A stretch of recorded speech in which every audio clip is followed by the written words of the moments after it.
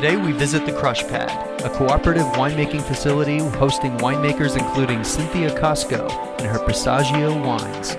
Located on the beautiful Silverado Trail in Napa Valley, Cynthia introduces the new generation of California winemaking.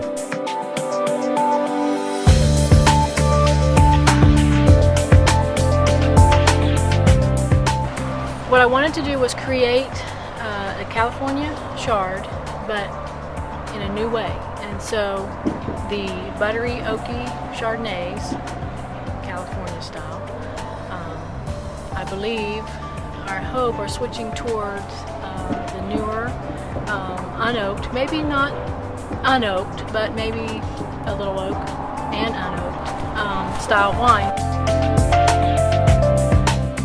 When I was a little girl, I used to watch my grandfather make wine in the basement. And that's where the passion came from. It wasn't from drinking his wine, which he made good wine, but that wasn't what it was from. It was basically his passion, watching him make the wine, which was instilled in me.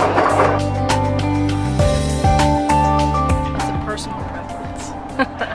I really like the leaner style of Chardonnays that go well with chicken dishes and seafood dishes. It's all about food and wine.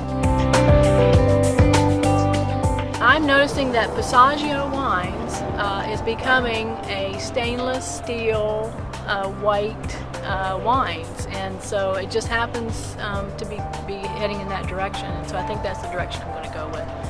The stainless steel whites. So who knows what I'll come out with next. Everybody's wanting a Pinot Noir, but maybe if it's a red, it might be a rosé. The 07, which was my first vintage, was the Sonoma Coast grapes,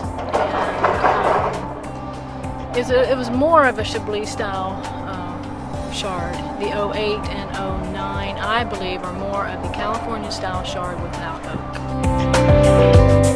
The mouth feels a little heavier, a little more weightier, fruit forward wine. This is the 08 or the 09 Chardonnay, unoaked chard. Just released not too long ago. I've had a lot of people tasting it, buying it, and really liking it, so I'm really happy with it. I think it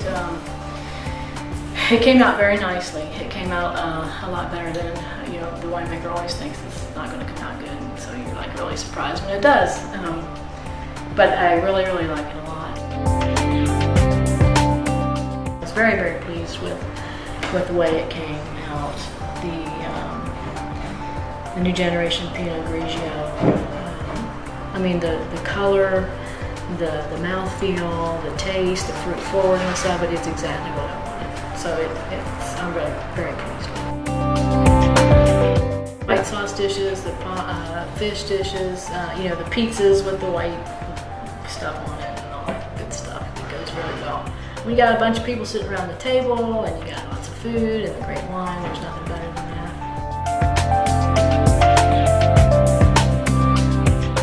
Here you are trying to figure out how you're going to sell your wine, right? And a friend of mine said, there's Facebook, there's Twitter, there's all that. I said, I am not going to go on Twitter. So I'm not going to do it. And she says, well, why don't you come with me to this seminar? Let's see what it's all about first. And so we went to this social media seminar. And I walked out of there saying, okay, all right, so how do I do this? And so I went home, made my Twitter account, and I just watched it for a while. I didn't interact with anybody for a while. I just watched it to see how you're supposed to do it, the right things you're supposed to do, what you're supposed to say, And so I finally just thought, I'm just going to be myself and just try to start talking to people. Try to find people that were interested in wine, of course, and some of my same interests. So that's how I started on Twitter.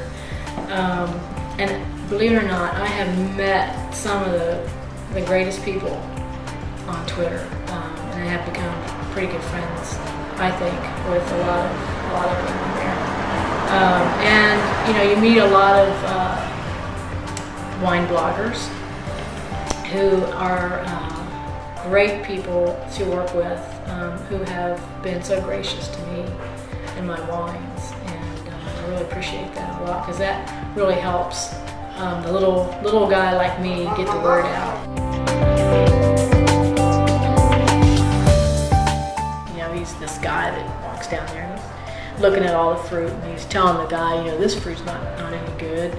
And he says, I'll buy up all that, you know. So he would buy up like all the strawberries. He made strawberry wine. He would buy up the raspberries. He made raisin wine, which is pretty cool because it's kind of like a brandy, you know. And he would bring it back to the house, and he had 2 barrels in the basement. And he had these. I was just very small. So my you know, recollection might not be exact, but he had these burlap bags or like cheesecloth kind of things, and he would put the fruit in there, and he would, you know, squeeze it, you know, with his hands and stuff. And he would make wine to give away at Christmas time and certain times of the year. He just gave it away. People were always coming over to the house and wanting to sit down with him and have a glass of wine. And the passion that, you know, was instilled in me is from that. Now his father, my great-grandfather, came over from Italy. And that's where the Passaggio, the name Passaggio comes from. The passageway that family took to get here and landed at Ellis Island must have been. I wish that would be so cool to go back in time and see that. To see them come over here to what they call the America, you know, the Americas. I kind of envisioned my great-grandfather coming over with a bundle of grapevines under his arm, you know, that kind of thing. But that's where the name Passaggio comes from, the passageway that he took.